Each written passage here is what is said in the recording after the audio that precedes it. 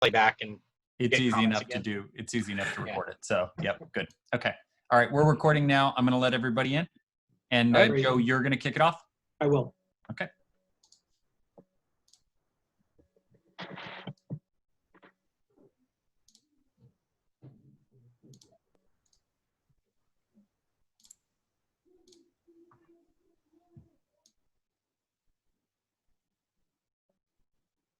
Folks, good evening. I'm Joe Arardi. We'll wait a minute or two to make sure everybody is in, and then we'll get started.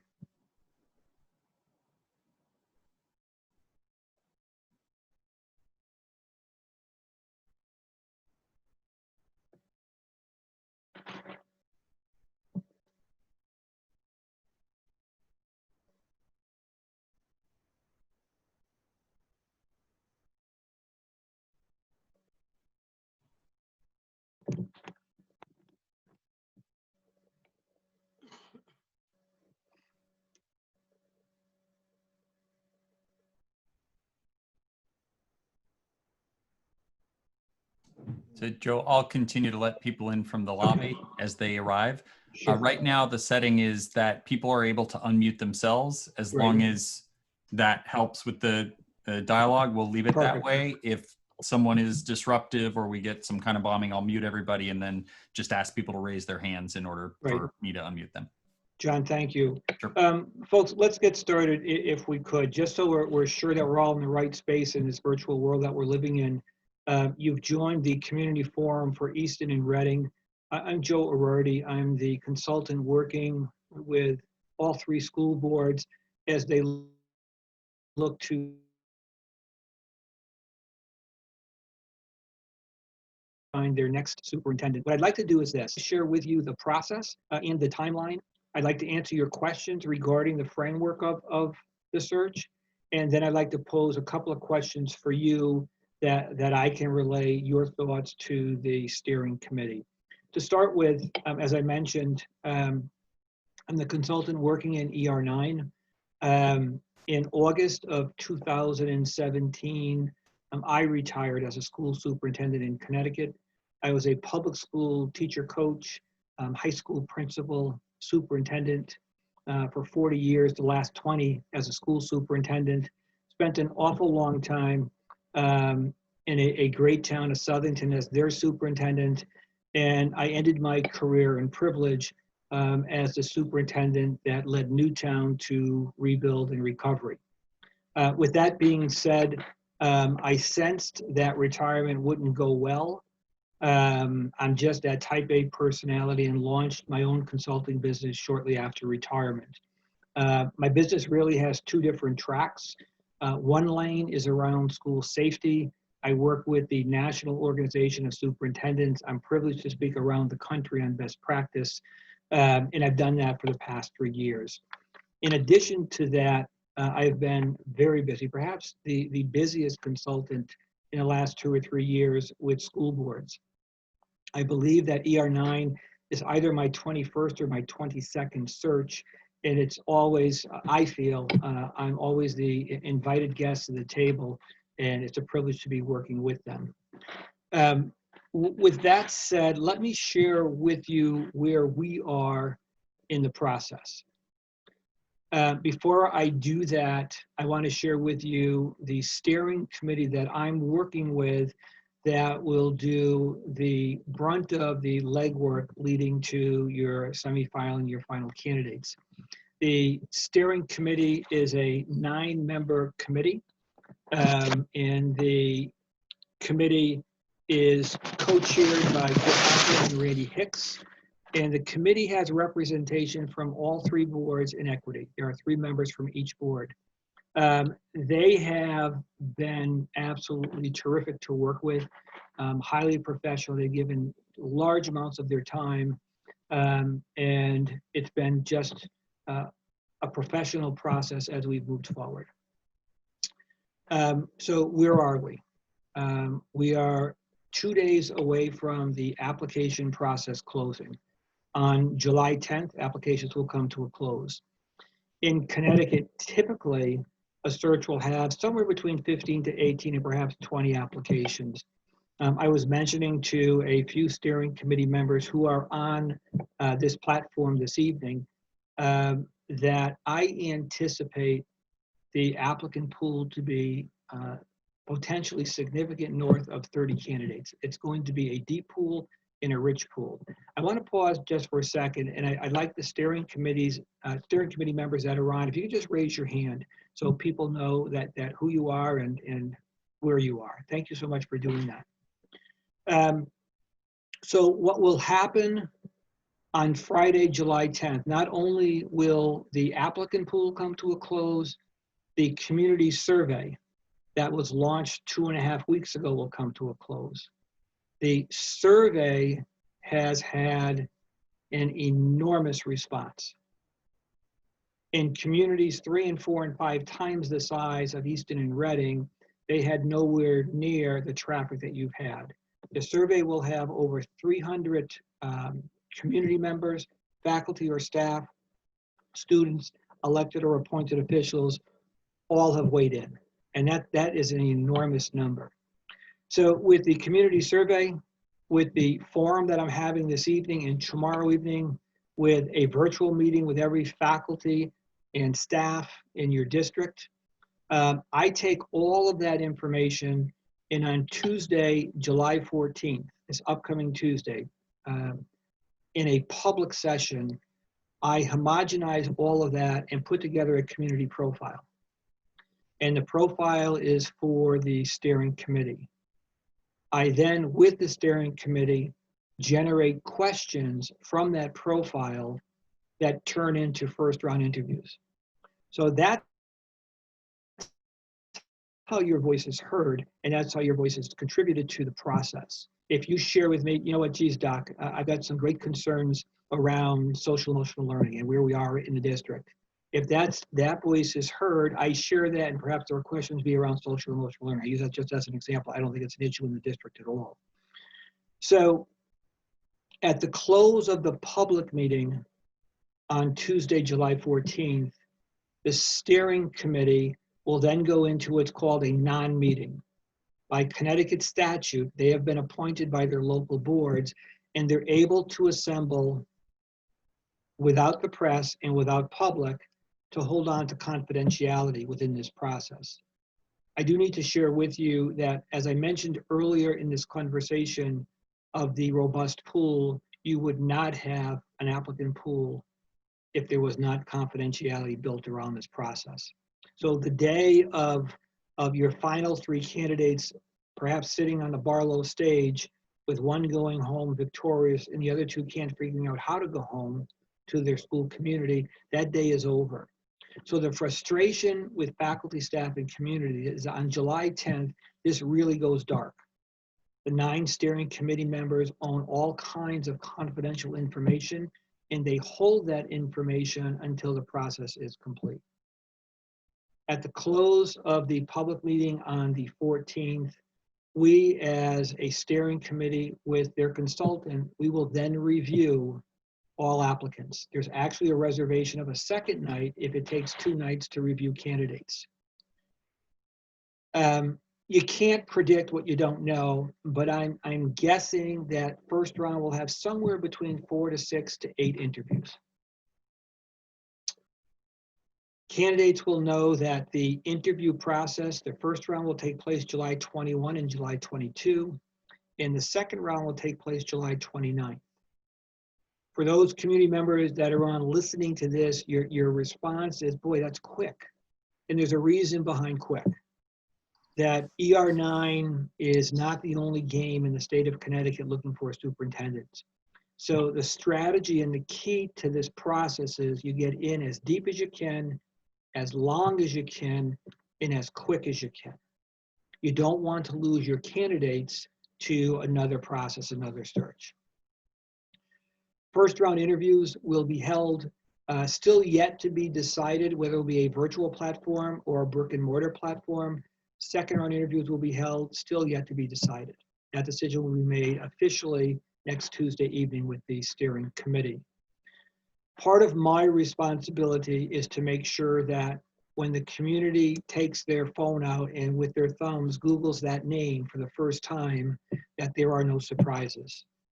Within my company, the person that I have who does all of the background checks, he's a former Los Angeles Police Department detective, and there will be no rocks unturned. So the person that will be in front of the 3 boards for appointment, I am absolutely certain that there will be no surprises after that. In addition, I think it's important for folks to know a couple of things. One is that here's what candidates want to know. The candidate will ask me 3 things. He'll ask me about relationships between central office and the school board, central office and staff and administration. And I think ER9 checks the box on all 3 of those things. That relationships are strong, everybody's in it for children. You may have some differences, but the bottom line is best for kids prevails in Easton, Reading, and Region 9. The candidate will ask around salary. And although your salary is not one of the strongest salaries in Fairfield County, it serves and sits very well in the state of Connecticut. So that checks your box also. And finally, the candidate will ask around confidentiality, which I already spoke to, and that checks the box. I think that's one of the reasons why you have a deep and you have a very talented pool. So with all of this being said, the process had begun about 5 weeks ago. It'll come to close on Friday, Tuesday in public session, interviews a week and a half after, and that by the 1st of August, if all goes well, the process should be in a space where you have your finalist.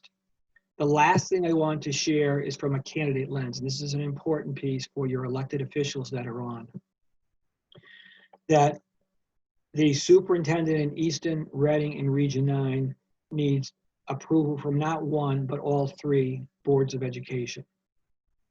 And what's also important to that candidate is that they come on board, or they're onboarded in a space that they feel comfortable. And what I mean by that is that if this was a district with 1 school board and there were 9 members, and I told the candidate that the vote was going to be, you are the candidate, but the vote's going to be 6-3 or 7-2, and even perhaps 8-1, that candidate would decline. In most cases, they don't want to take the risk of before their first day already having 2 or 3 marks against them. So where that leads to is that despite my belief that your pool is deep and my belief that your next superintendent is in that pool, your 3 local boards really have to have almost that burn in their belly around we've got the right person. I believe, and I've shared with them, that this is the most important thing that they will do as an elected official. When the superintendent is right, the community is right, the school is right, and everything feels just a little bit better. So if they don't have that feeling, it really should be done all over again. So despite the pace, which I think is a very appropriate pace, it's not a rush to the finish line just to finish the race. You have to finish that race with the absolute right person. So I want to stop there, and I want to ask if there are any questions at all around timeline, around framework, around the process moving forward. If you do have a question, please just take yourself off of mute and ask that question. Karen, go ahead. Someone was asking me, has the survey closed, the community survey? The survey is staying open until Friday. This Friday, okay. Yeah, it closes concurrently with the application process. Okay, thank you. Yeah. Are there any other questions? Yes. Question from Ira Kaplan. Yeah, Ira, go ahead. I saw in the minutes for the joint board meeting, it said that the steering committee was comprised of 6 members: Mike D'Agostino, Maureen Williams, Gretchen Goldstein, Jenny Cheetah, Heather Whaley, and Chris Hocker.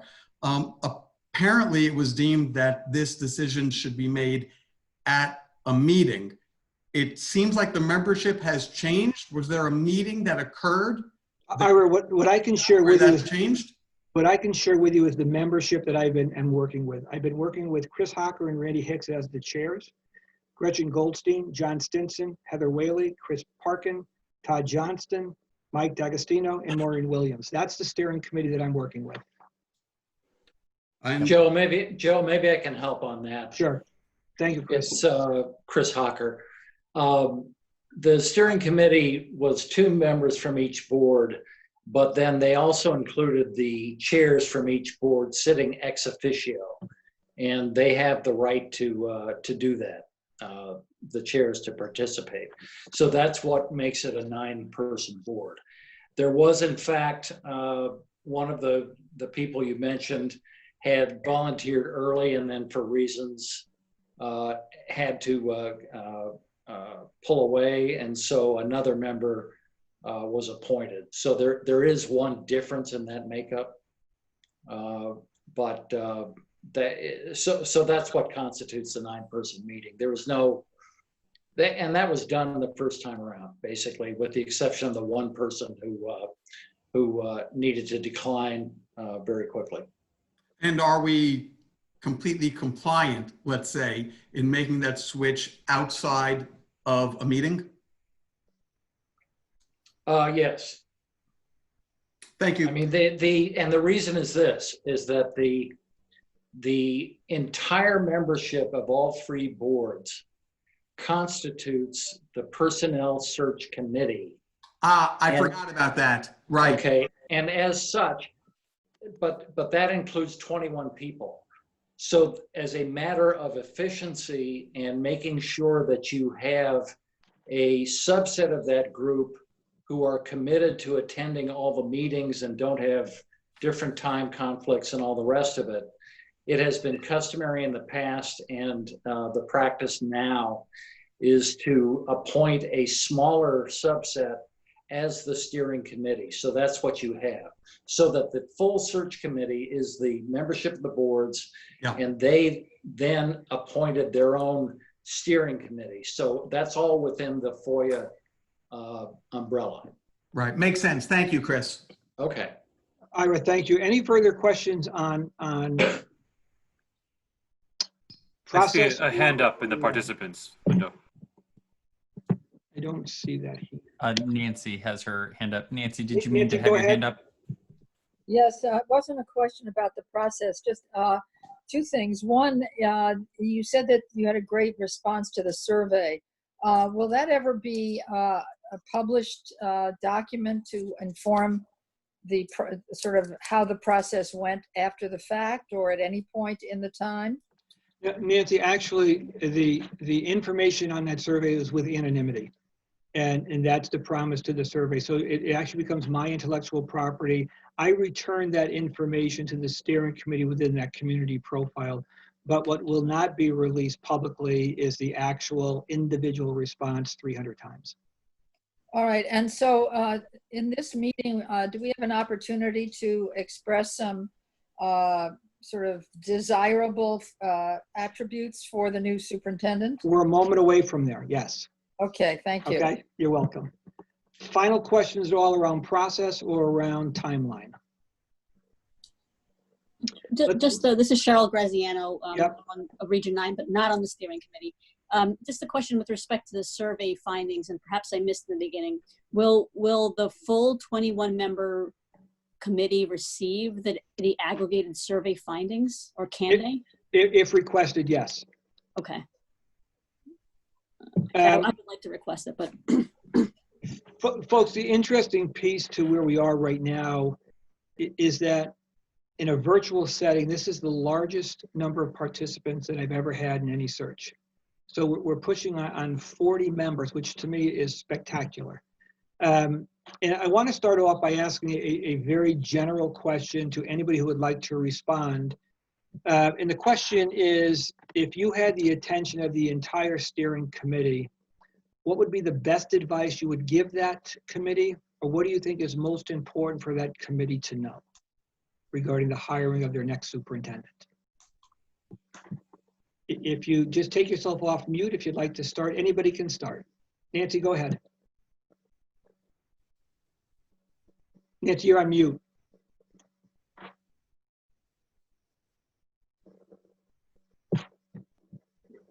Nancy, you're on mute. I think we've got Abby Winter. Abby, go ahead. Hi, There we all. go. Hi, so I'm Abby, and I'm speaking as a Barlow alumni as well as a member of the Barlow Social Justice Group, which is a group that's dedicated to diversity, equity, inclusion in the ER9 school district. And we are committed to equitable education for individuals across all races, sexual orientations, gender identities, physical, emotional, mental, and intellectual disabilities, nationalities, languages, ages, incomes, and religions. So we also do state in a proposed curriculum guide that we've created for Barlow that the ER9 district enforces protocols regarding fire drills, lockdowns, medical emergencies, and severe weather events. Consciously and subconsciously expressed bias and bigotry is an emergency too. I'm going to read a really powerful personal experience that was shared with us within our petition that we created on racial justice that did gain 475 ER9 community member signatures. So the quote is, quote, "I was called the N-word because I have darker skin, although I'm not Black. People called me a terrorist and I was subjected to daily microaggressions. Racism is prevalent in our district and has incredibly harmful effects," end quote. So that's just one comment. And I really encourage all of you, and as well as the committee, to check out last month's Board of Ed meeting on YouTube that has even more experiences from this petition of racism from the ER9 students.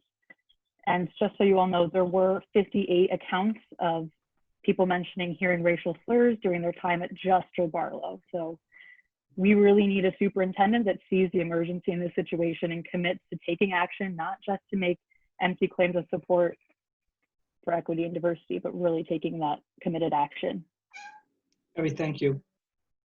Message received loud and clear. Thank you. Nancy, go ahead. Thank you. You had unmuted me, so I couldn't unmute without going through a couple of steps. I'm sorry. I am part of a group called Enhancing Reading's Future, and we had been thinking about, it's dedicated to the idea of enhancing Reading as an ideal place to live in a town where our children can have the best education possible. And if you give me a moment, I have a few items of what are really aspirational characteristics that we hope will be represented. And it sounds from what you're describing that there ought to be in that pool someone who has most of these. So the first is experience in running a high-performing educational institution. Second, a commitment to ensuring students gain a strong foundation in core fundamentals. Third, motivational skills to inspire students to be the best they can be. 4, organizational ability to bring together disparate aspects of a well-functioning school. 5, the management ability to enable the running of the schools in a cost-effective manner.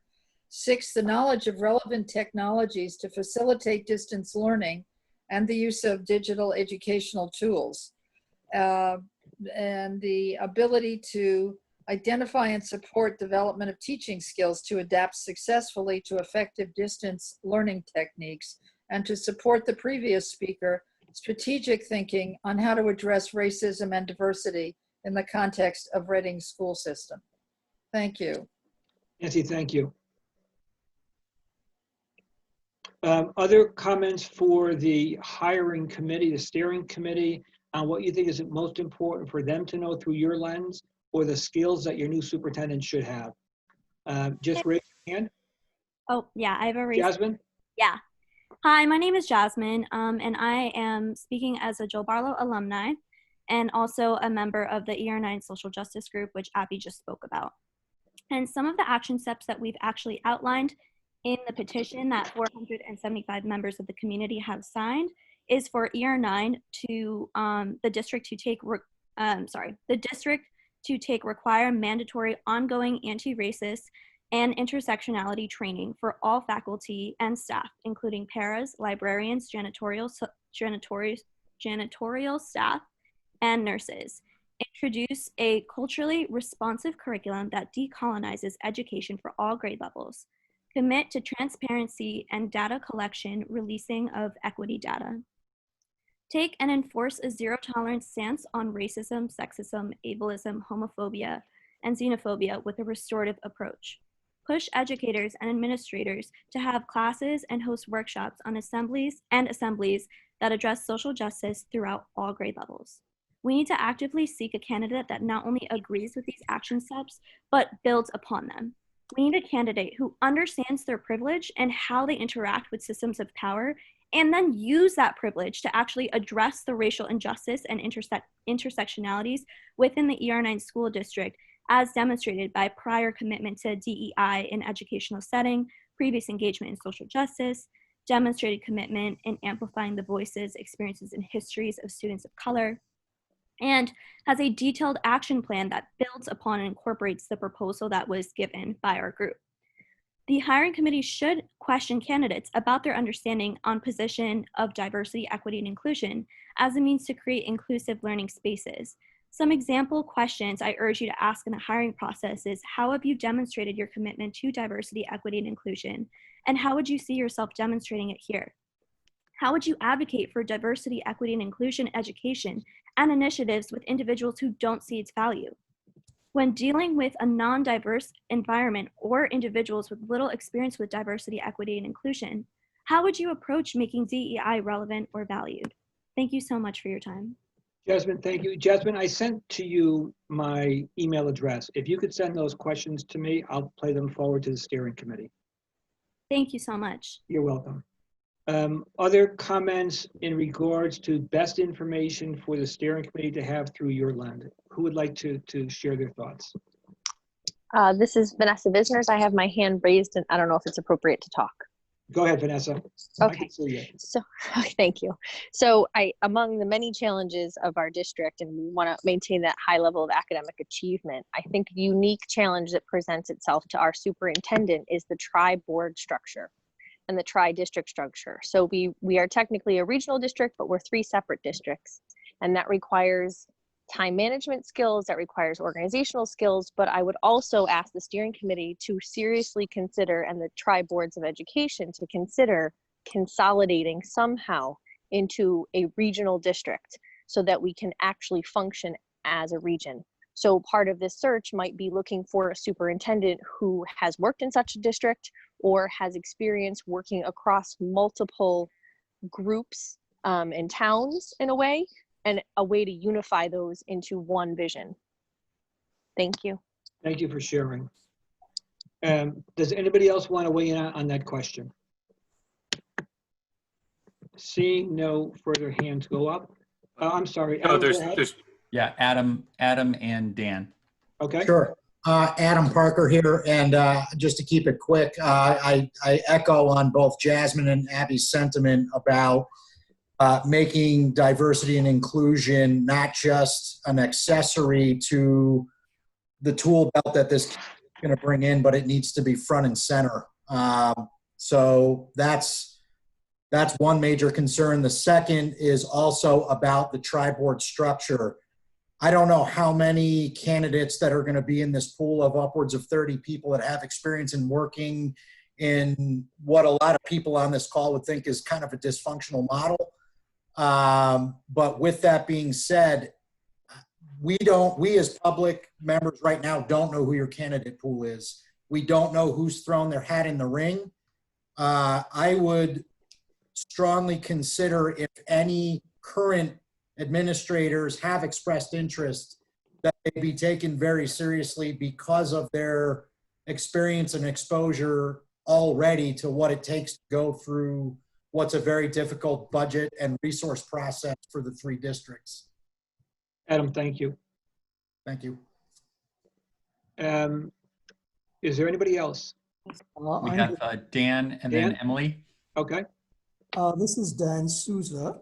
I would like to speak in support of those characteristics that Nancy pointed out that it would be important for our new superintendent to have.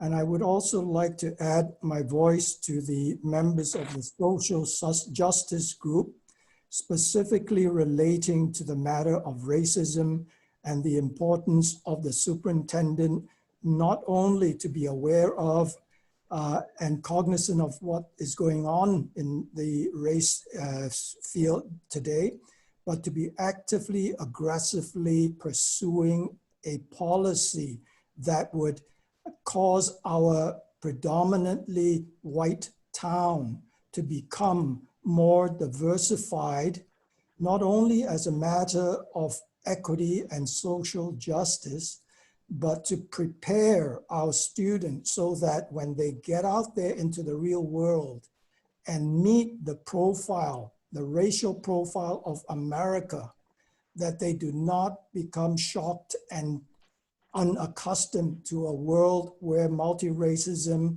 tolerance, and regard for others of a different profile, they will be encountered by them. So I think that the question of racism really needs to be addressed, and it is time, after all of the social unrest and the violence, it is time that we put this at the top of our list as a matter of priority when selecting the superintendent. Thank you. Dan, thank you. Well stated, and thank you. We have Emily, and then I think Lily had indicated that she wanted, so Emily was up next. Okay. Hi, Emily. It's Emily. I'm also an alumna of Barlow and a member of the social justice group. I wanted to speak briefly on social emotional learning. I believe social emotional learning and emotional well-being will need to be a priority as students and families return to school from COVID-19, as the mental health and emotional needs of our students will be critical. In order to meet these needs, a candidate will need to have a strong background in social emotional learning within a social justice framework and make decisions using data and database decision-making. A candidate with a degree in psychology or mental health, such as a former school psychologist, former school social worker, or former school counselor would be something that I would be looking for. Thank you so much.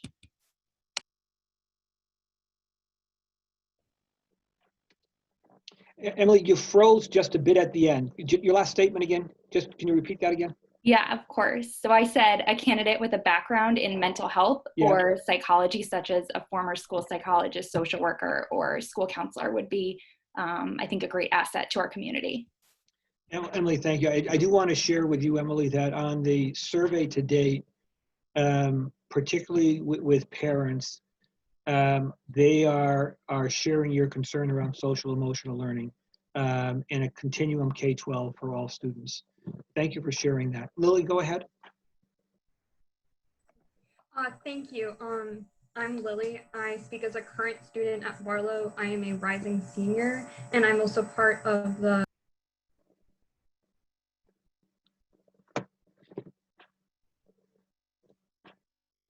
Lily, you're on mute. You put yourself on mute, dear.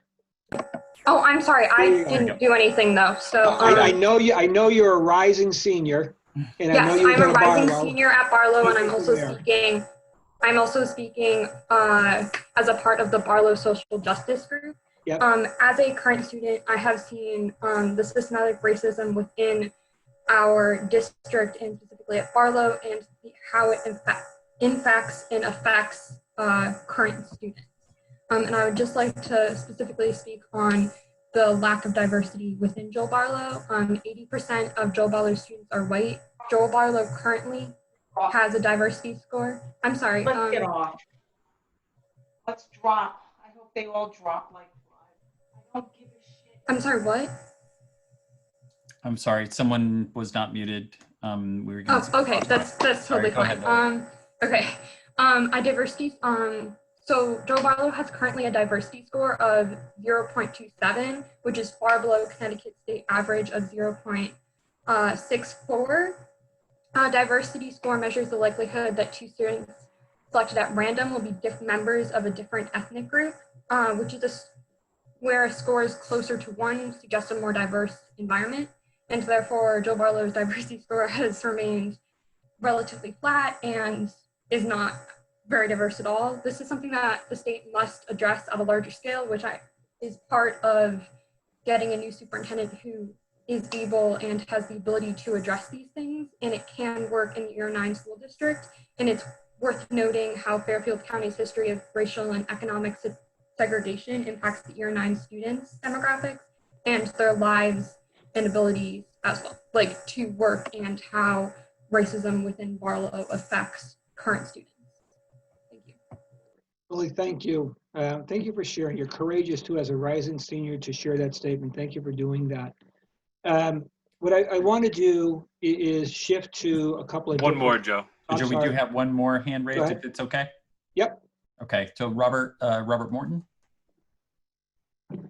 Yes, thank you. I just like to say something briefly as I can. My family, my wife and I have lived in Reading for more than 50 years. Our two sons were raised in all of the Reading schools. We love the town.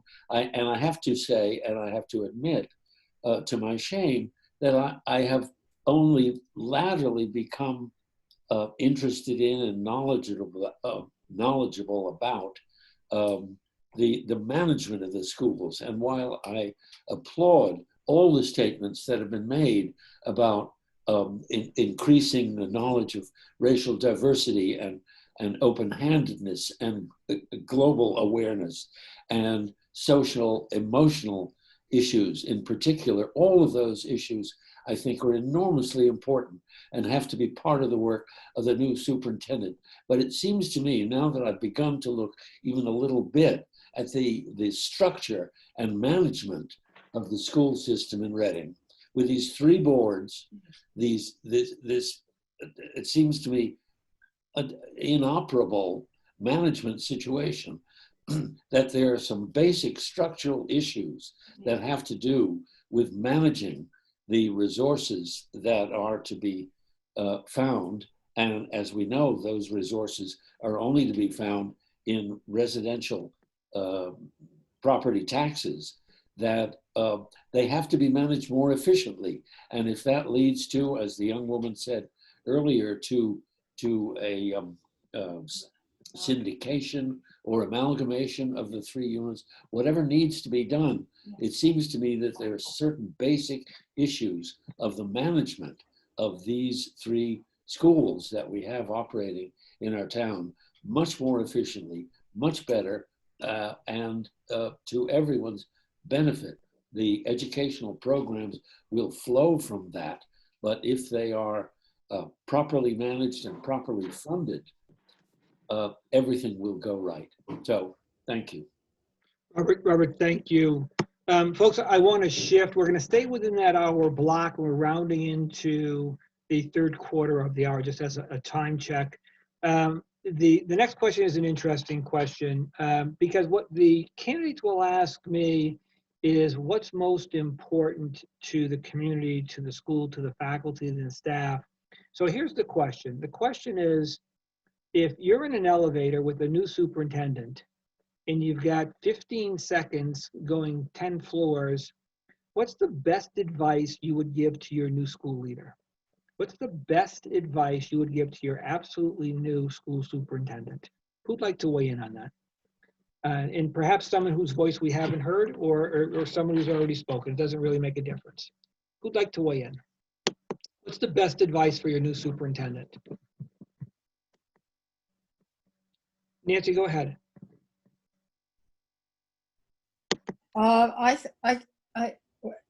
We discussed a lot of the substance, but I think to navigate this town and our education priorities, I think that being a really great communicator is going to be all the others are a given. In other words, you're not going to hire someone who doesn't have the education credentials. You're not going to hire someone who hasn't proven that they can manage a system and motivate teachers and students. At least that's an assumption I would hold. But being a really great communicator, I think, helps you to survive this board structure until, and I do also hope it might change so that the burden of the superintendent is not as severe in dealing with three boards and not a consolidated one. So I think the communication skills and being very transparent is an important factor that is, I guess, on the sidelines, not part of the core, but that's what I would say. Thank you so much. Best advice, you're in the elevator with that new superintendent. What are you going to share with that person? Who'd like to weigh in? What's your best thought to share with that person?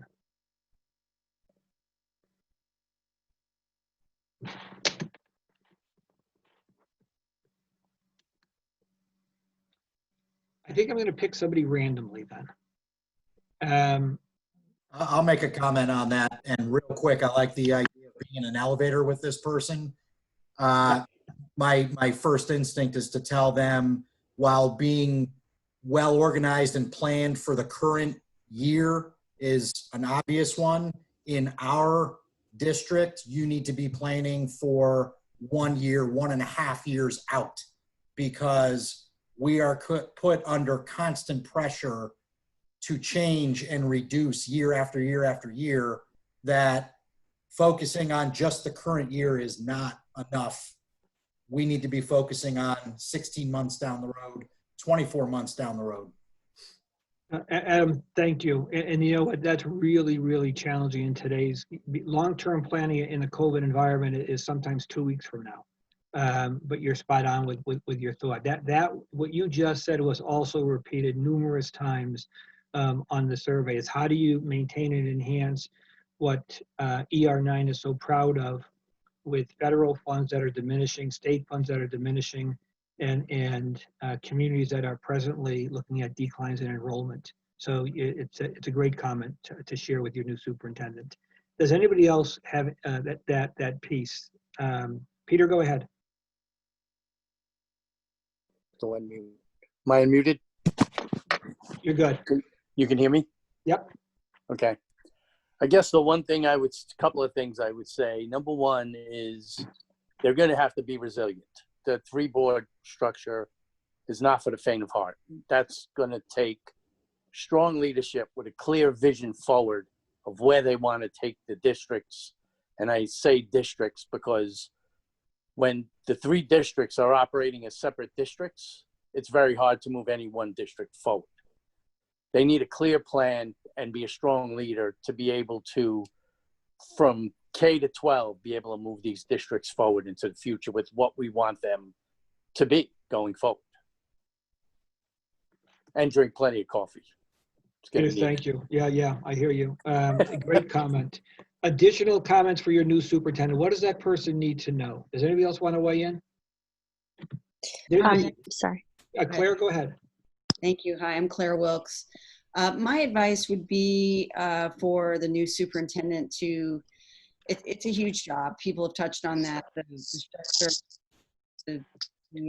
district, ER9 and Easton and Reading, it's a big job. I would recommend the new superintendent take the time to get to know both communities. We are drawn together by our school. However, our towns do have unique flavors to them. And I would really say it would be incredibly valuable and educational for the new superintendent to just dive in and as much as possible, get to know the people and the institutions of the communities, because that's going to inform the role. Claire, thank you. Anybody else? Any final thoughts for that elevator ride? Vivian, yep. Vanessa, is that okay? Vanessa, no, there's somebody else. Okay, yes, no, that's fine. So I want to echo what Claire said. I originally was going to say that, get to know the towns, but don't tear down the fences until you understand why they're built. Once you understand why they were built, if you think there's a better way to do something, by all means share it with us, because I think our communities are open to that. But along the lines, like Adam said, we need a long-term plan. So be clear in your communication on what that long-term vision is and how we need to get there and how your plan is going to get us there. Thank you so much. And I think we have a couple more hands up. Where might they be? I see Meredith and Stanley. Okay, Meredith, go ahead. Yes, this is Meredith. I guess my suggestion or recommendation would be, people have touched on communication, but just how important it is to not only communicate to families that are in schools, parents, but you have to sell your budget to the whole community. And especially in Reading, especially with the lower schools, that's an issue for us every year. So we're fighting tooth and nail to pass these budgets, and we need a strong superintendent who can communicate why it's so important to the entire community, not just parents and people who are already bought into the education system that we have in place. Meredith, thank you. The overarching conversation with your new superintendent, to me, sounds it's all around communication to all stakeholders. Stanley, go ahead. Transparency and the willingness to communicate endlessly with people that will challenge your ideas, because we do not believe you have all the answers. You need to convince us by outside evidence, by arguments, by knowledge of what you've seen. You also need to work with both staff and members of the community to incorporate their ideas and take advantage of their grassroots observations and accumulate it all. That takes an immense amount of time, the communication aspect. I would also undertone your job is not just addressing the educators that you're working with or the Board of Ed members. You really need to reach out to our communities, because these communities are used to more individual conversations that happens in bigger environments. We feel like each of us has a voice, whether we're have kids in school or not, and at least in Reading, be aware that the vast majority of us, myself included, do not have kids in the school system anymore. We value education, but it's hard for us, especially without a newspaper, especially in the COVID environment, to stay updated on what we should be proud of and to know that really our ambitions, our wish to maintain high quality, current, relevant, moving forward education is there. Stanley, thank you. Thank you for sharing that. Is there anyone else who wants to weigh in on the question with best advice to the superintendent? Okay, what I'd like to do now is, before our steering committee members who are on have a chance to share comments, if they choose to, is from anyone else who is in the virtual forum, is there anything else that you would like to share for me to know, for the steering committee to know, for the 3 local school boards to know, pertaining to the process and the end result of hiring your next superintendent? Is there anything else that anybody would like to share?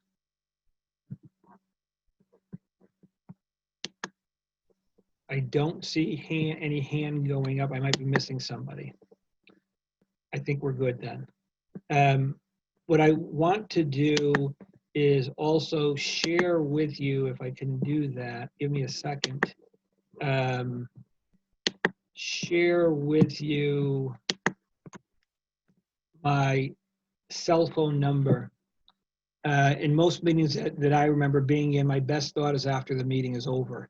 So if that happens to you, just dial me up, send me a text, and we'll have that conversation before the 14th of July. John Stinson, Chris Parkin, Todd Johnston, Randy Hicks, and I think that Heather Whaley was on. Heather Whaley, Heather, you're just not in line with everybody else on my screen, are all part of the steering committee. And I'd like to close by asking if any one of you would like to share a comment before we sign off. This is Chris. I would just share, thank you, Joe, for facilitating the meeting tonight, and thank you everybody for turning out. I would encourage everybody to take Joe up on his offer to call him, text him, email him. I can assure you it's a sincere offer, and that the community's feedback is being taken into consideration and is appreciated. So thank you. Chris, thanks. Any other comments from any steering committee members? Folks, this is Todd. I also say there's another session tomorrow, so if people do think of anything else and want to participate in this session as well, they can come back and talk again tomorrow. Ted, I was just going to mention that if you're really looking for great entertainment, you thought tonight was fun, we get to do it all over again tomorrow night. But, I'd love to leave everybody with a homework assignment. That's how I think I built the base of public relations and community when I worked. If everybody who's on tonight would dial up a friend who wasn't on and say, you know what, it's really important. Your voice is important. And this is not being done just for the sake of being done. The information that was shared this evening, I'll sign off, I'll script it, and I'll have it prepared for the steering committee. Your voice is really important. It's important to the success formula of your new superintendent. Tomorrow evening, same time, 7 p.m. If you could share that thought, that would be great. You have my direct connect for cell and for email. I'd love the conversation if you'd like to have that. But beyond that, thanks to everybody for being on this evening. Greatly appreciated. And have a great night. Good night now. Thank you, Joe. Yep.